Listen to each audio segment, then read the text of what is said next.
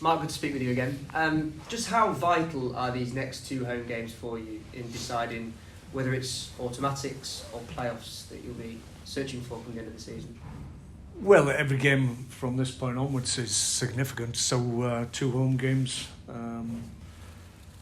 is a real opportunity for us. I think that's the only way we can look at it. We're playing well at the moment. Our form is good. We're picking up points. Last time out, we had a fantastic day, obviously, when in the circumstances that we did. So I prefer it to be a little bit less dramatic, if I'm honest. But same result, obviously. But yeah, we're looking forward to the 2 games. They're opportunities for us, clearly. So we've got to make best use of them. How vital will it be then to get that goal early on, with reference to the Well, it does settle everyone down. Certainly settles us down when we get early goals more often than not. Then our performance is good and we can manage the game out. I think the key thing is not to concede first. That's when it becomes more problematic, and we found difficulties when we've gone behind, because teams will protect what they've got, clearly. So yeah, we're going to be on the front foot. We're going to be positive. We're going to try and get our noses in front if we can, and then see what the rest of the game has in store for us. But we're looking forward to it. Like I said, the confidence in the group and how we're playing is really, really good at the moment, and everybody's really confident in what we're doing. Given how Hartlepool have fared of late, is it a must-win game for you, given your ambitions of promotion? I don't think we're at that point. We go with the intention to win every game. That's key. Certainly with home games, that's where we see ourselves. We need to maintain, obviously, our form at home. Obviously, one last time out, we need to back that up with more results again. So yeah, every game becomes more significant the closer you come to the end of the season, and we're not a million miles off it in terms of games. So we've got to make the most of every opportunity we have to put points on the board. So obviously teams in midweek had the opportunity to get more points on the board while we didn't have a game. But for the most part, I think most of the results were pretty good. Maybe the Stevenage one. Obviously at home they would want to get maximum points, being able to do that. But we've had 2 difficult away games, and we come through that with points accrued. So now it's our turn to have home games. So let's hope we can maximise that situation. Clearly, if we got the second goal at 1-0, then I think we would have won the game quite comfortably. But obviously, the game switched on their equaliser, and they had to go for the remainder of the game. But overall, I thought it was a good performance. Not the result we wanted, but given the efforts that the lads have put in, obviously a lot of travelling, difficult leading up to the game as well. We didn't get to train on the Friday as we'd planned, so it wasn't ideal preparation. So for us to go there and still perform was credit to the lads. I thought, given the energy that they've expended in the last few weeks, I thought it was a good effort. We just spoke to Brad Halliday a little earlier on, and we discussed the Newport game and also that potential need for a second goal when you've got the lead in the game. Is that something that you've highlighted as a management? Yeah, I think we've been speaking for a long time about, we fully expect to, up to this point, surely that we would have dispatched teams more readily than we have done, and we haven't done it on enough occasions, clearly.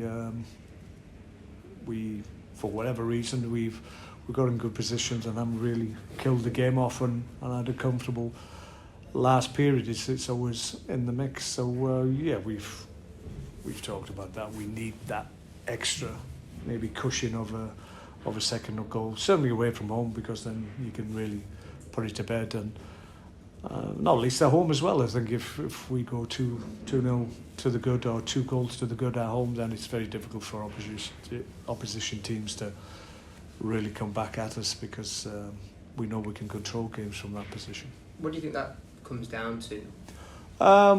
Difficult to say. We've had good moments. We had a great chance. There should have been a penalty in the same incident.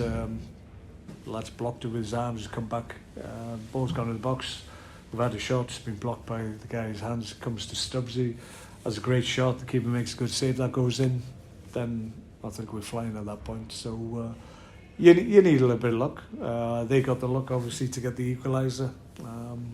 We didn't have the luck to get the second goal. So I just feel if we keep on getting in the right areas, keep on doing or trying to do the right things at the right times, then we'll have enough of an opportunity to take games away from teams, and we've done that, but not to the extent that maybe we felt we could have on some circumstances. A question that we get a lot from fans, and certainly during the Newport game, was the squad depth that you have at your disposal, albeit yes, there are some injuries at the moment.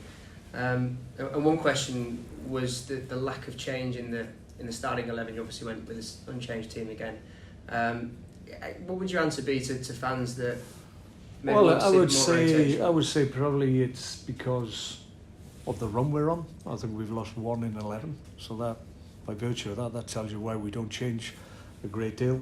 I change throughout the game. I change shape. I don't necessarily change personnel every time. I can move people around. I'm conscious of the fact it's been a heavy workload, and the way I've approached it is that, okay, we start with a similar team, but we don't finish with a similar team. So we do freshen her up towards the end of games to good effect, I would suggest, certainly against Colchester late on. So we'll continue to do that. There'll be times when I think maybe somebody needs to go out of the team to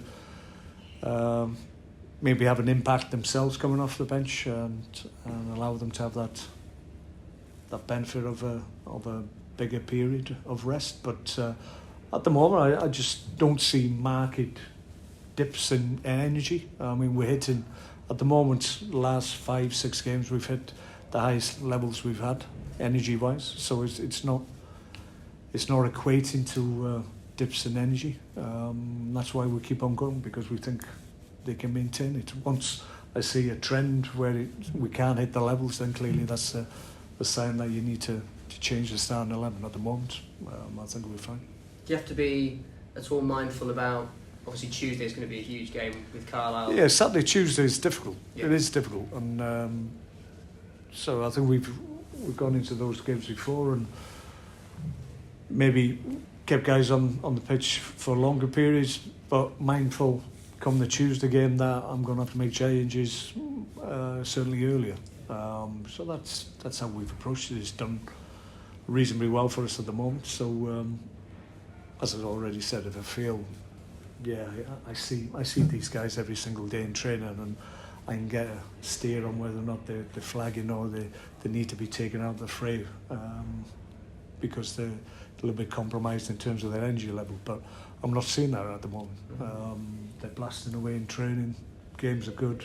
Energy levels, the amount of distance we're hitting, and the high speed runs we're hitting is as big at this time of the year than as it has ever been. So we're in a good place in terms of fitness, albeit we've got guys missing, and so it doesn't give me that much scope or leeway to change things radically. So that's a factor as well. But trust me, I've got my finger on it. I'm looking at it all the time, and I'm conscious of the fact if I feel we need to change because people are flagging, that's what I'll do.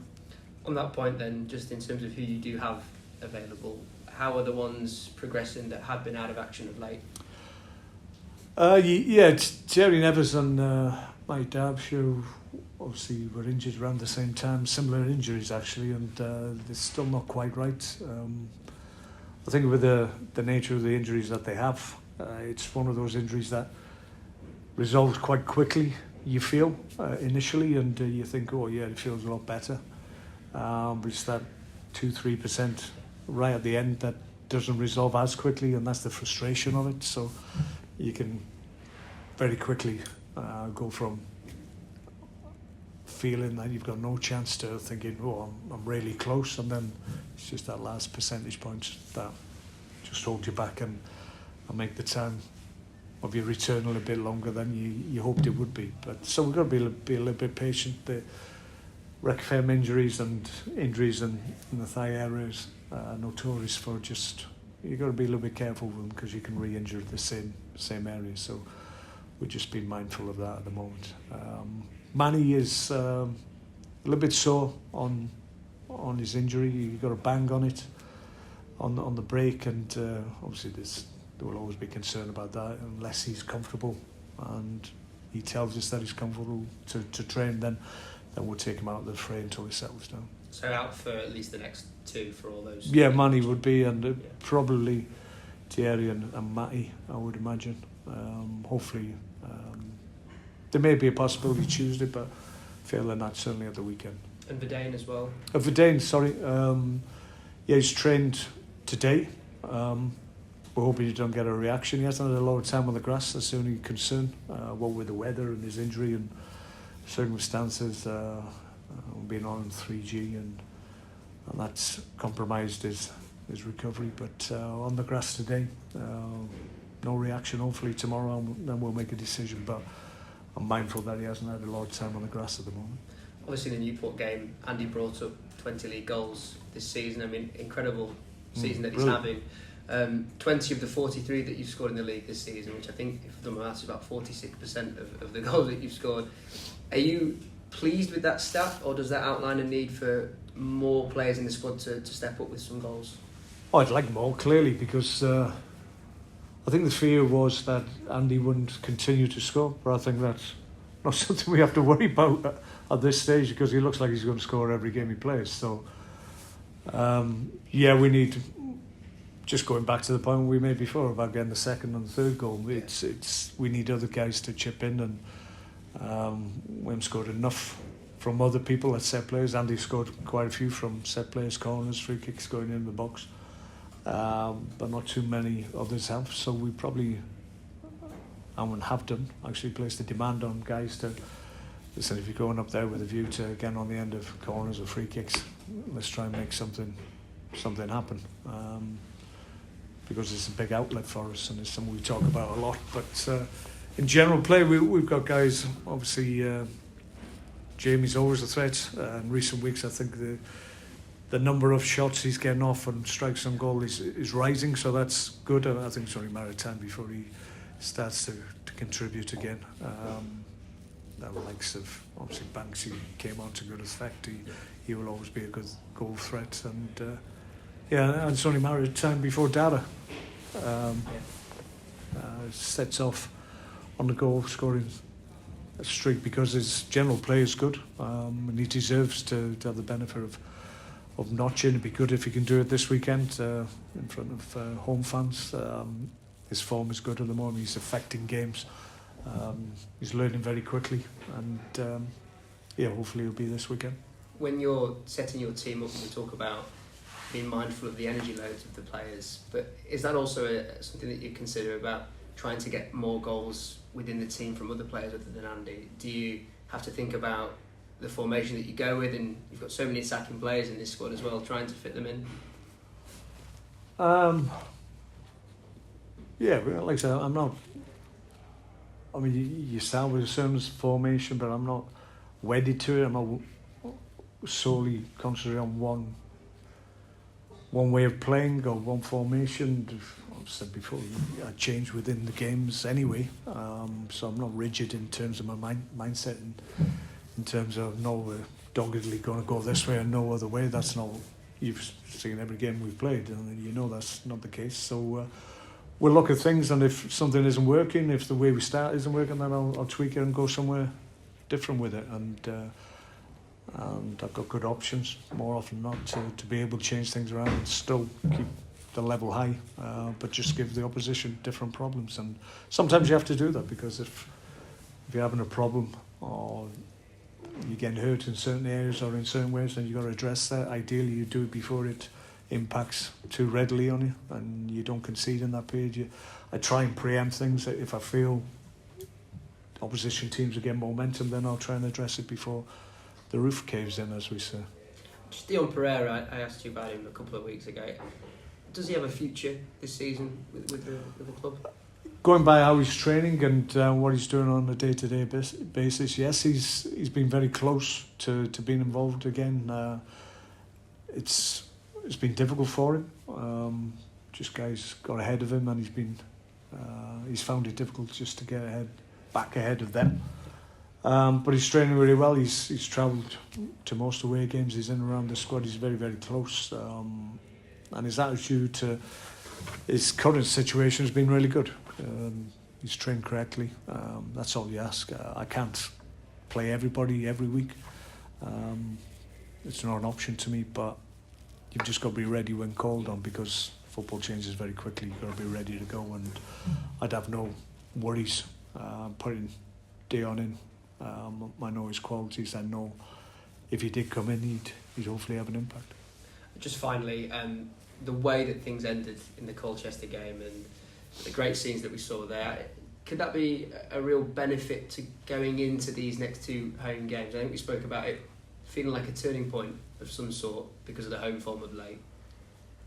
Well, listen, everybody who was in the stadium absolutely loved the emotion on show, and loads of people have come and said that's the best atmosphere that they've seen at Valley Parade for many, many years, and we take comfort from that and credit for that. We had fantastic support, and everybody was with us. We kept on pushing, and in the end we got the reward, and that's why there was such a reaction at the end. We just got to go again. If we show intent, show resilience, show real drive and purpose in our play, then we know our fans stick with us. Yeah. And that's what they did against Colchester. We're going to need them now. It's going to be two difficult home games. We're going to have to, everybody's got to be on side and really pushing to get where we want to get to. And if we have the level of sport that we had the other week, then it'd be very difficult for teams to beat us. Yeah, I asked that question because I know at the start of the season how you really wanted to make Valley Parade a fortress. That cauldron-like atmosphere, when it's with you, it can be really impactful, can't it? Yeah. We've experienced it. We know what it's like. We've got to make sure in all the home games that we've got left that we can recreate that. If we do, then it'll be very difficult for away teams to beat us.